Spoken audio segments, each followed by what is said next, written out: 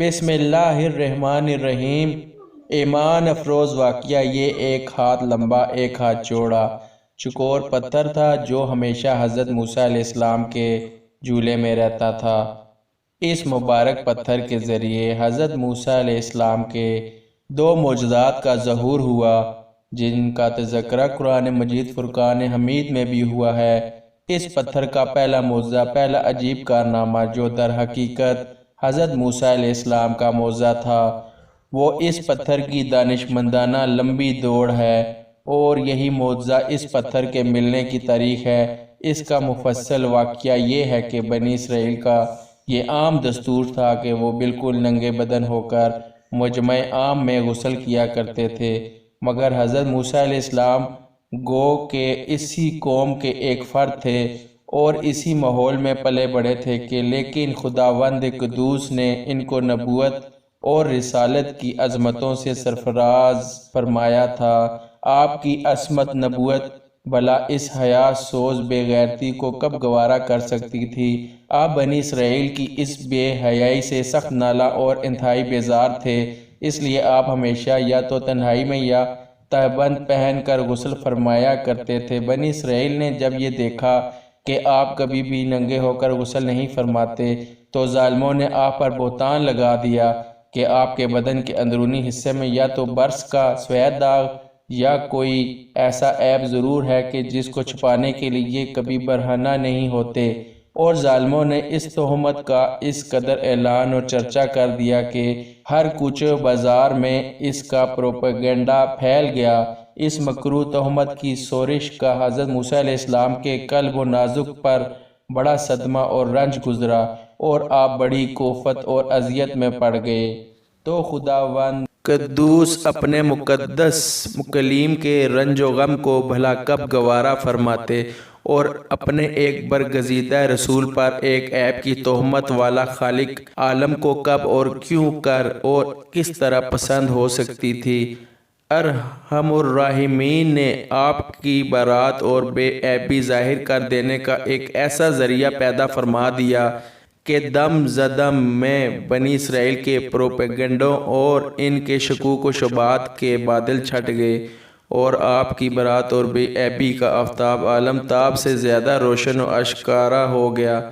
اور وہ یوں ہوا کہ ایک دن آپ پہاڑوں کے دامنوں میں چھپے ہوئے ایک چشمے پر غسل کے لیے تشریف لے گئے، اور یہ دیکھ کر کہ یہاں دور دور تک کسی انسان کا نام و نشان نہیں ہے، آپ اپنے تمام کپڑوں کو ایک پتھر پر رکھ کر اور بالکل برہنہ بدن ہو کر غسل فرمانے لگے۔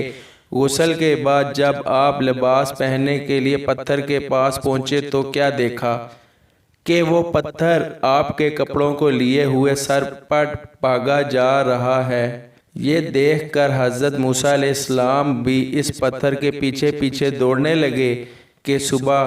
ہجر یعنی اے پتھر میرا کپڑا، مگر یہ پتھر برابر رہا، یہاں تک کہ شہر کی بڑی بڑی سڑکوں سے گزرتا ہوا گلی کوچوں میں پہنچ گیا، اور آپ بھی برہنہ بدن ہونے کی حالت میں برابر پتھر کو دوڑاتے چلے گئے۔ اس طرح بنی اسرائیل کے ہر چھوٹے بڑے نے اپنی آنکھوں سے دیکھ لیا کہ سر سے پاؤں تک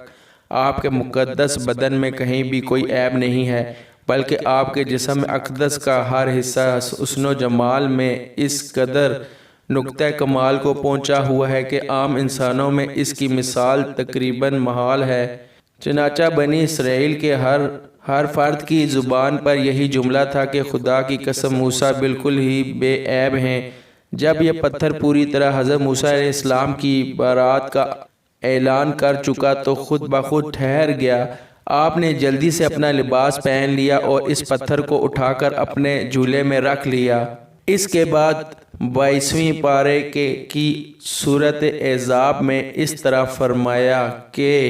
اے ایمان والو، ان جیسے نہ ہونا جنہوں نے موسیٰ علیہ السلام کو ستایا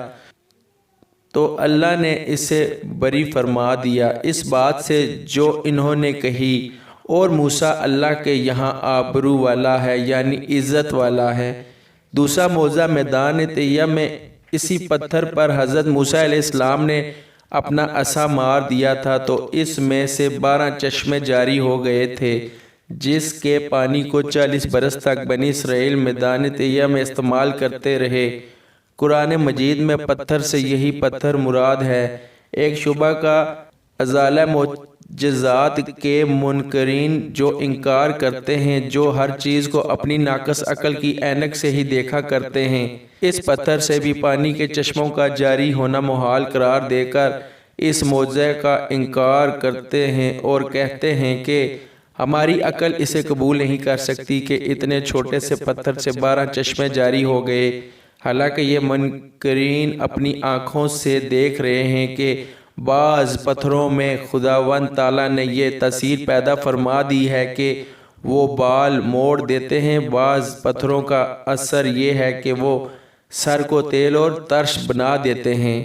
بعض پتھروں کی خاصیت یہ ہے کہ وہ لوہے کو دور سے کھینچ لیتے ہیں۔ بعض پتھروں سے موذی جانور بھاگ جاتے ہیں۔ بعض پتھروں سے جانوروں کا زہر اتر جاتا ہے۔ بعض پتھر دل کی دھڑکن کے لیے تریاک ہیں، یعنی کہ دل کی دھڑکن کے لیے فائدہ ہے۔ بعض پتھروں کو نہ آگ جلا سکتی ہے نہ گرم کر سکتی ہے۔ بعض پتھروں سے آگ نکل پڑتی ہے، بعض پتھروں سے آتش فشاں پھٹ پڑتا ہے۔ تو خود جب خداوند قدوس نے پتھروں میں کئی قسم کے اثرات پیدا فرما دیے ہیں،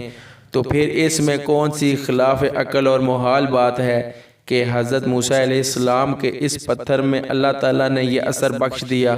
اور اس میں یہ خاصیت عطا فرما دی گئی، وہ زمین کے اندر سے پانی جذب کر کے چشموں کی شکل میں باہر نکالتا رہے، یا اس پتھر میں یہ تاثیر ہو کہ جو ہوا